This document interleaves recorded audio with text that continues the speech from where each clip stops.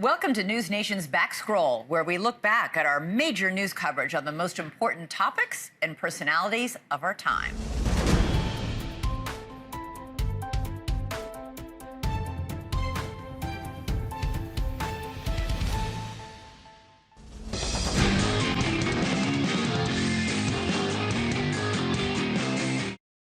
Oh, did you see that? Old school music, new age technology, though. Just part of the announcement today of the military's new fighter jet. The Pentagon awarding Boeing a $20 billion contract to manufacture and engineer the world's first sixth-generation fighter jet. It will be known as the F-47. It's a technology that's new, but it doesn't fly by itself. It flies with many drones, as many as we want, and that's something that no other plane can do. Announced today by the 47th president. It will replace Lockheed Martin's F-22 Raptor jet, which entered service nearly 20 years ago. The Air Force says it will cost less, be more technologically advanced. It's also viewed as essential to keep up with China. Joining me now is the retired Air Force Brigadier General John Teichert, who flew in 38 different aircraft, including that F-22 I just mentioned. John, Brigadier General, thanks for being with us tonight here on the Hill. Appreciate it. So this thing is $300 million a piece. It looks like we're probably going to get it in the next handful of years or so. Technology always advances, right? What's so good about this? The promise of this F-47 is that it will be a generational leap of capability, even ahead of that amazing F-22 Raptor. How? Tell me how. And that includes more lethality, more speed, more range, additional weapons, and we're looking forward to seeing this with a fleet of aircraft the president promised to be delivered before the end of his term. Do we have a sense, though, of what it could do versus what we can't do now? I think it's really a leap of all of the good attributes of something like an F-22 in a more demanding and challenging area. You look at the Western Pacific and the area around Taiwan as an example, an extremely dense set of threats that now we need a leap of technology to be able to overcome. And the promise is that the F-47 will give us that in the next 3 or 4 years. So is this just a direct response to China? I guess one way to look at it is, you know, we need to keep up our technology. The other way you could look at it is we need to keep up with China. What is it?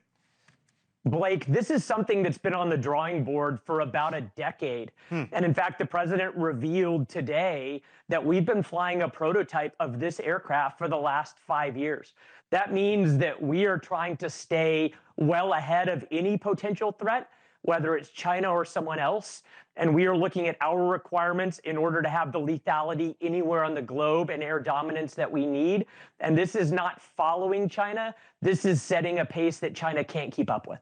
You know, as I look at it, it's kind of a wild image to look at. Is that actually what it's going to look like? Like, I don't know if we know. Obviously, we see that nose sticking we'll see out what of the happens, hangar. right? We're not sure. And the thing that the president promised about this aircraft is that it would be the F-47, which would be a manned part of this platform, but it would then be incorporated into a family of systems of CCAs, or collaborative combat aircraft, which are autonomous drones that would be its wingmen, that would add to the lethality of the single-man platform that you may or may not see peeking out of a hangar there in those pictures. So you bring up how it's manned, meaning that there's going to be a pilot or pilots in it. Elon Musk, and let's show the post real quick. Elon Musk has been saying recently, you know what? In this age of drones, crewed fighter jets, he says, are an inefficient way to extend the range of missiles or drop bombs. A reusable drone can do so without all the overhead of a human pilot. And then he went on to say, meanwhile, some idiots are still building manned fighter jets like the F-35. I heard Pete Hegseth say today, Brigadier General, that this is a gift for our kids, a gift for our grandkids. Who's right here, Hegseth or Musk? Blake, I appreciate that Elon Musk is pitching into our national defense here, but the combination of the manned aircraft that is like the quarterback of the team that incorporates these unmanned aircraft gets the best of both worlds. So you say we need both is basically right, is basically what you're saying. Hegseth absolutely is right here as we balance the benefits of manned and unmanned in this teaming that is centered around an F-47. Would you want to fly the thing? You've flown 38 Put me of in, them. coach. I used to fly F-22s. I used to command Edwards Air Force Base, which is where they're going to test this thing. Give me a flight suit, and I'll take on anyone in the world. Man, I would love to do it. I could only imagine. Brigadier General retired John Teichert, thanks for being with us tonight. Fascinating to hear your perspective.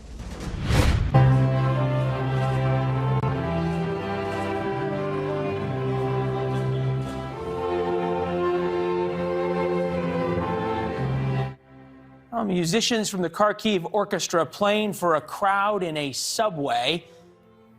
Over decades of war, subways have become home to so many trying to escape the shelling and the bombing. It is no different than what is happening during this war, and the musicians try to bring some sort of normalcy. This is Kharkiv, one of the last holdouts here in the very far eastern part of Ukraine, and you can see the Ukrainians have cut the Russian supply line here, which has been extraordinarily critical in terms of stopping any advancement to the west. But the Russians are continuing to try to come around here, and then up here. Whether they're going to try to cut off Kharkiv this way or allow Kharkiv to stay will tell us a lot about Vladimir Putin's intentions.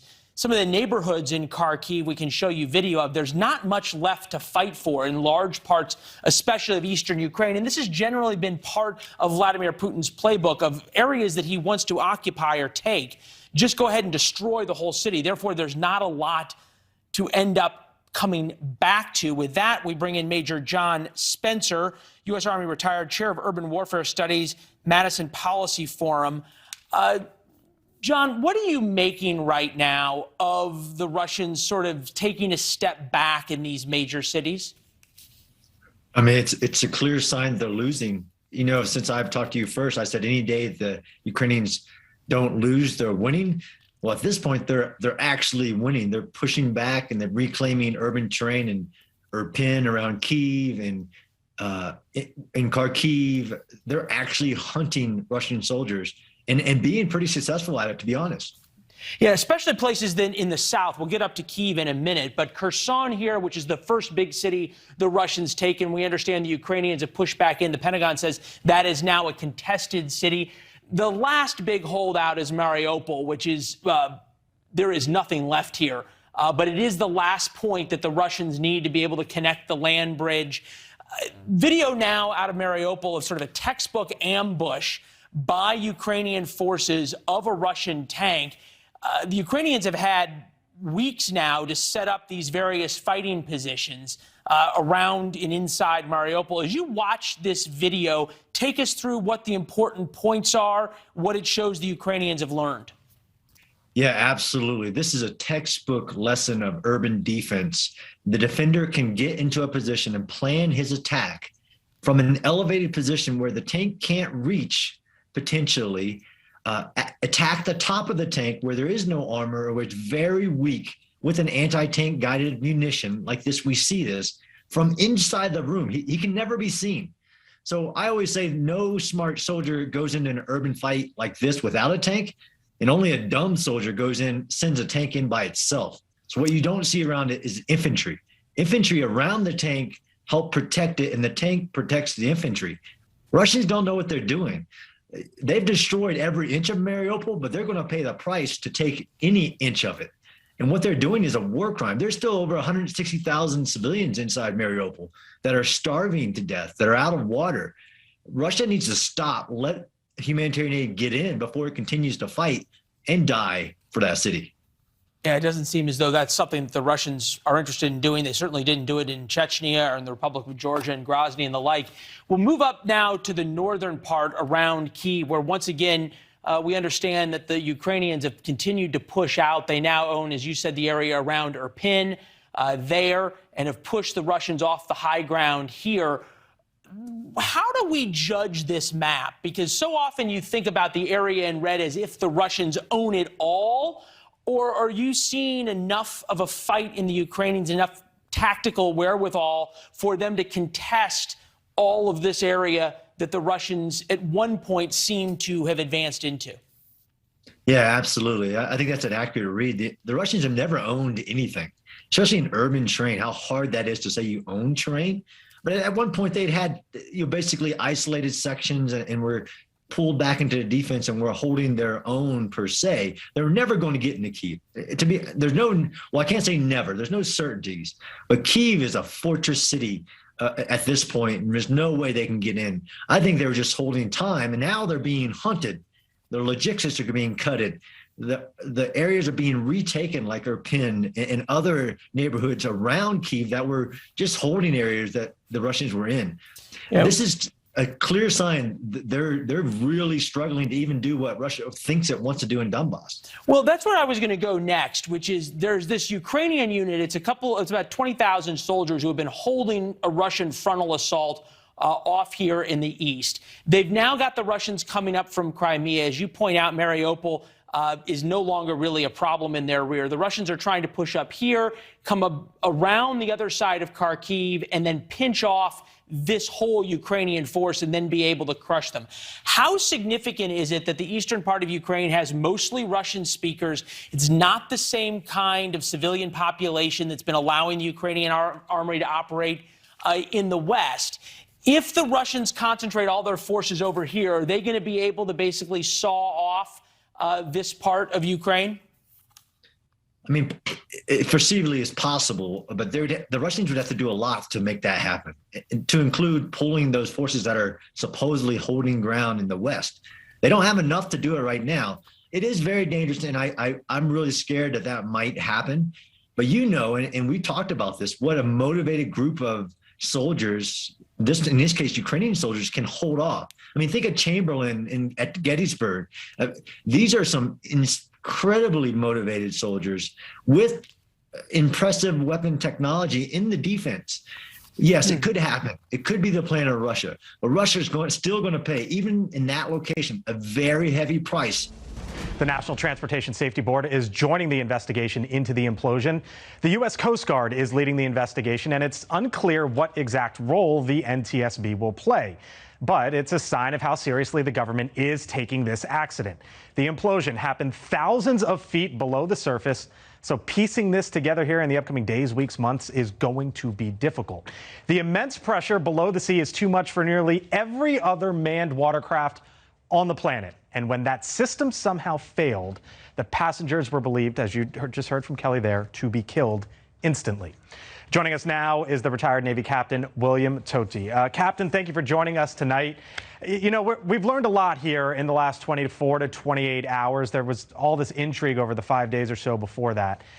Based off of what you've heard and what you know, what do you believe happened that led to this quote-unquote catastrophic implosion? There was a defect in the pressure vessel, and that defect caused basically the thing to come apart. When that happened, it was a matter of milliseconds. The implosion means all of the seawater at a great pressure would have crushed instantly anything that was contained within that pressure vessel, including, sadly, the people that were there. I was reading that when this happened, it was like that. We're talking about milliseconds here, snapping of a finger. I guess if you take any sort of solace in this, it's that the 5 on board most likely, is that what you believe, didn't hear anything, didn't see anything, didn't feel anything? Yeah, that's correct. It turns out that nerve fibers are very slow conductors relative to an event like this. You could put your hand on a hot stove and your hand's going to be burned before you feel the heat. In this case, we're talking about very few number of milliseconds for the human body to be completely crushed. And so, yeah, that would occur quicker than the pain sensors would send a signal to your brain. So from that standpoint, it's a little bit heartening, but it's still a tragic event, and our prayers are with the families. No doubt. Why was this thing allowed in the water? Well, it's a good question, one that needs to be investigated, because in my opinion, it should not have been. It fell within a crack, and it fell within a crack in regulatory structure or framework, in that it was in international waters. It was declared to be an experimental, which means non-certified vessel, and there was no governing authority that could regulate whether or not it was appropriate to bring paying passengers on board. I think This needs to become a Challenger moment. You'll remember when the Space Shuttle Challenger blew up, NASA had to take a really hard look at how they did business. This needs to be another moment like that, with the one difference that there is no NASA. NASA needs to be established. Well, so who makes it real quick? structures- So who makes the decision on what we allow back in the water and what that looks like to go down 2 miles beneath the sea? If a perfect world, it would be an international framework that would be established, but that will take years. We need to do something quickly, and that means the United States probably needs to make a declaration that anything that is, in essence, U.S. flagged has to fall within Coast Guard purview. All right, William Tody, thank you for the expertise. Appreciate it, sir. We have to start treating them as armed terrorist organizations, not simply drug dealing organizations.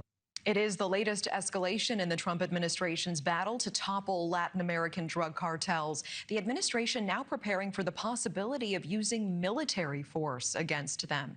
U.S. officials confirming this escalation in policy months after the administration designated the Sinaloa cartel and several others as foreign terrorist organizations. And NewsNation correspondent Jorge Ventura joining us live in San Antonio with this.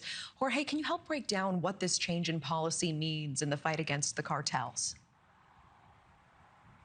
Hey, Natasha. Well, Secretary of State Marco Rubio said that the Trump administration will target drug cartels the same way they target terrorist groups like Al-Qaeda and ISIS, and will deploy resources. And now we do know that the U.S. military has been given the green light to strike cartels on foreign soil. And all this comes as the U.S. military continues to expand their military operations here on the southern border.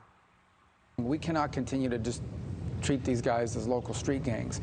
They have weaponry that looks like what terrorists, in some cases armies have. They control territory in many cases. So what it changes is it gives us legal authorities to target them in ways you can't do if they're just a bunch of criminals. It's no longer a law enforcement issue. It becomes a national security issue. Now, that approach is playing out on the ground. National defense areas already stretch across more than 500 miles of borderland in Texas, Arizona, and New Mexico. Troops in these zones can detain migrants and charge them with federal crimes, part of a deployment that's already grown to over 7,600 service members along the border. But it allows us to now target what they're operating and to use other elements of American power, intelligence agencies, the Department of Defense, whatever. And this isn't the first time the idea of military action against cartels has been floated. Former Defense Secretary Mark Esper wrote in his book that during President Trump's first term, he asked about targeting cartel leaders directly, even on foreign soil. Back in February, Defense Secretary Pete Hegseth said that all options are on the table when it comes to dismantling these cartels, though other Trump administration officials have said they'd prefer Mexico handle the issue first. Defense Secretary Pete Hegseth also adding that this is the first time that the U.S. military has brought the fight to the cartels by having them stationed right here on the border and expanding those national defense areas. The next challenge, though, will be, Natasha, is will Mexico allow those U.S. forces to conduct any type of strikes or targets on Mexican soil? That answer still remains to be seen, Natasha. And what Scheinbaum's reaction would be to all of it. Jorge Ventura with that live report in San Antonio. Thank you.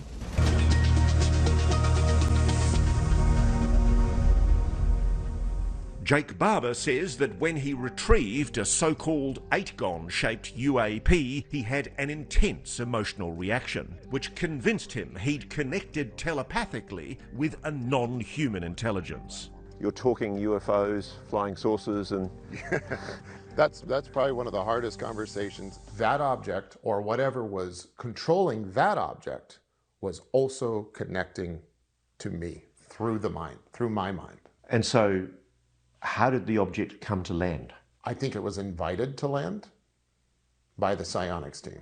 Jake says his mission that night came from no accidental crash. The UAP was summoned by a separate team, a special team with special abilities. They're called Psionics. What is a psionic? A psionic person is someone with the predisposition for extratemporal, you could say, abilities and sensitivities. Extratemporal abilities, also known as psychic powers. What did you discover the psionics were being used for in the program? In the program, there was certainly a desire to explore the idea that perhaps UAP could be summoned, could be communicated with, could be controlled, and could be persuaded to land, all by deploying people with psionic abilities. And did you see that happen? Yes, I did. When a psionic operator engages with technology, how do they do it? Using their mind, something like meditation. There genuinely are people who can actually make a mental, spiritual connection to a technology. Yes, 100%. It all seems so far-fetched, psychically gifted humans linking with possibly alien ships, summoning them and even piloting them. But it isn't just Jake saying this. Don Paul, another decorated Special Forces operator and colleague of Jake's, says he's also seen what psionics can do. I've had the pleasure of meeting multiple psionic assets. I've seen them function. I know that they're capable of doing what they're doing. You can definitively say that you believe there is a capacity in the human mind to somehow psychically, telepathically connect. Yes, and I don't know if it's a byproduct, if it's something that they were born with, but there is certain people who are quantifiably, verifiably capable of this. It's an established fact that the Pentagon has had an interest in psychic abilities, what it calls remote viewing, for military purposes. The famed Project Stargate spent years studying the subject, and despite the CIA's official position that such studies yielded nothing, former Pentagon UAP investigator Lou Elizondo told me last year that psychic abilities are very real, and perhaps not very rare. So this is an ontological shock, I think, for many people watching this, because we're all being told, firstly, there's no such thing as aliens visiting this planet. And secondly, there's no such thing as telepathy or psychic abilities. It's rubbish. Yeah, you know what? I don't think there is going to be an ontological shock. I think it's going to be an ontological relief, because I think everyone deep down knows that there's more to life than what we are being told and experiencing. Like, not only is it not shocking, but it should be welcome. We start tonight at the border shutdown, and the clock is ticking in Texas. The Lone Star State has until midnight to stop blocking federal Border Patrol agents from accessing part of the southern border. Otherwise, the Biden administration says it is sending the matter to the Department of Justice. While this situation may seem like a political standoff between the White House and a deep red state, it is much more than that. A woman and 2 children drowned in the Rio Grande River Friday night while trying to enter the U.S. in this exact location. The feds at first blamed Texas. Texas says it's not on them. Regardless, the stakes are life and death. And correspondent Allie Bradley joins me now live. Allie, we're just 6 hours away from that deadline, and you have exclusive video that shows just how heated this situation is. Yeah, hey, Elizabeth. So we actually just got a response as well to that DHS cease and desist letter that they filed here. Attorney General Ken Paxton saying that the federal government has many false claims that they've made in this situation. Ken Paxton even saying at one point that the federal government, it's their job to secure the border, and strictly ask them, when are you going to start? Texas military using riot shields to keep migrants from illegally entering the U.S. This is a scene that NewsNation captured at Shelby Park in Eagle Pass, Texas. Texas authorities have had full control of the area, a major migrant crossing hub, for several days now, after Governor Abbott seized the park last week. Barricades have been set up around the park, and Border Patrol are not allowed in. Texas National Guard seen here deploying a command post. The governor's actions now creating a standoff with federal authorities. The Department of Homeland Security is calling for Texas to, quote, cease and desist. In a letter to the state's attorney general, DHS threatening legal action, demanding the state take down all barriers and stop blocking Border Patrol from accessing Shelby Park by the end of the day.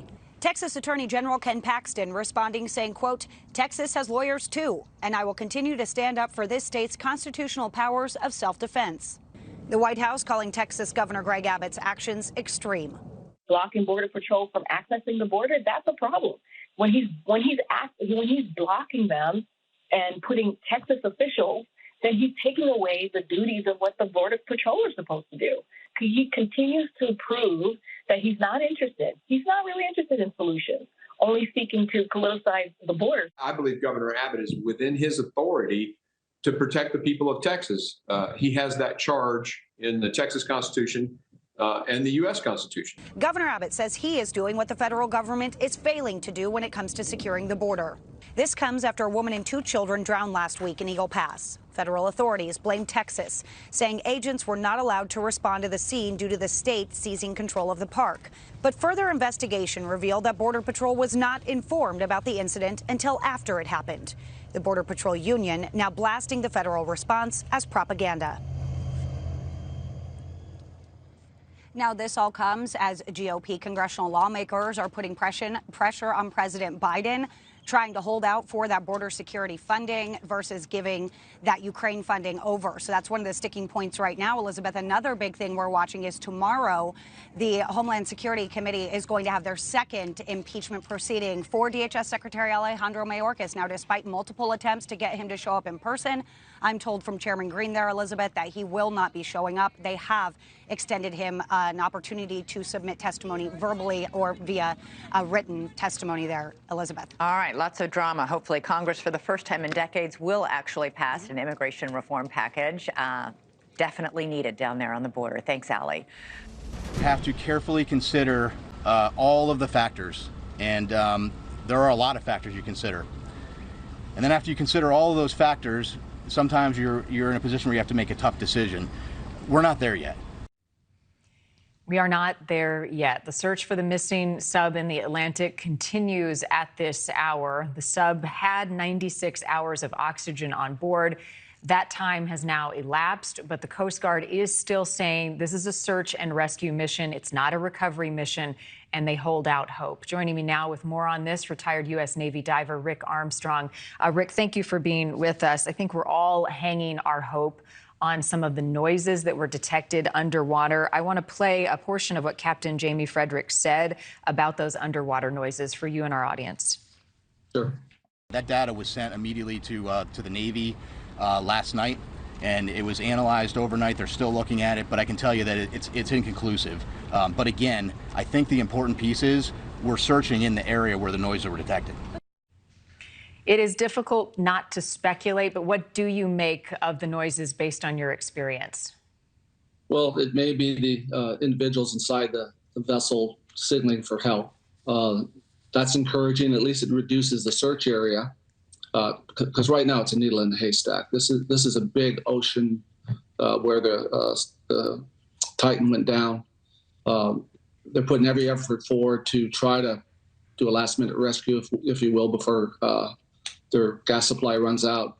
You also got to think that if they're deep, they have hypothermia, food and water. There's a lot of things here, but the on-site commander has made the right decision to continue searching.